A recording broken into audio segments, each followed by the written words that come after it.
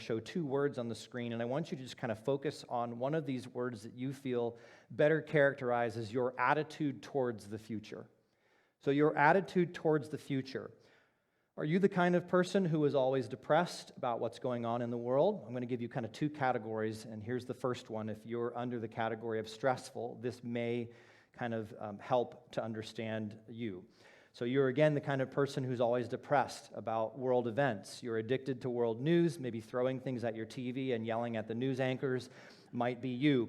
You're always complaining about the world is going to hell in a handbasket. Might be something that you see and think about, that it's all going to ruin, and you're stressed about the world that you're leaving to your kids or to your grandkids.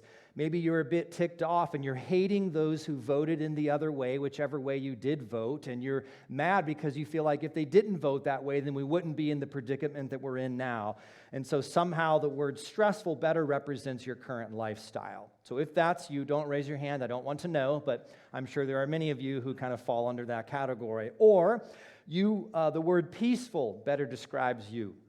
You're the kind of person who, of course, you have godly morals, and not that the person who's stressful didn't have godly morals, but there's just a little bit of an underlying stress happening in their life. But a person who's peaceful, you have godly morals, and yes, you believe that there's a better choice when it comes to politics, and yes, there are biblical ways that should drive how the world is run, but you understand that we live in Babylon.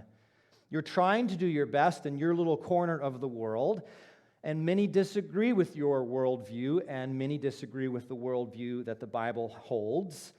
But yet you still love those people, and you trust that those people have been created in the image of God, who they need Jesus. And you actively are seeking ways to shine in your culture, to make a difference like Daniel did in his culture. And even though you're deeply concerned about the future of our world, you are still able to maintain some kind of a sense of optimism. That's a big one. So you're still able to maintain some kind of a sense of optimism about what God is doing behind the scenes. And you are excited to be a part of God's story.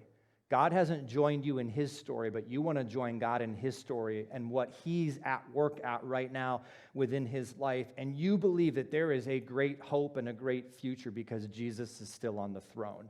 If that's you, then the word peaceful might better describe you. So just think about that, how you are, stressful or peaceful.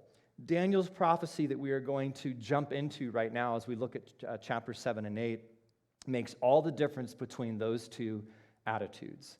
So I trust that if you're in one and you'd rather be in the other one, that maybe this might help motivate you to move into the other category, whatever that one might be.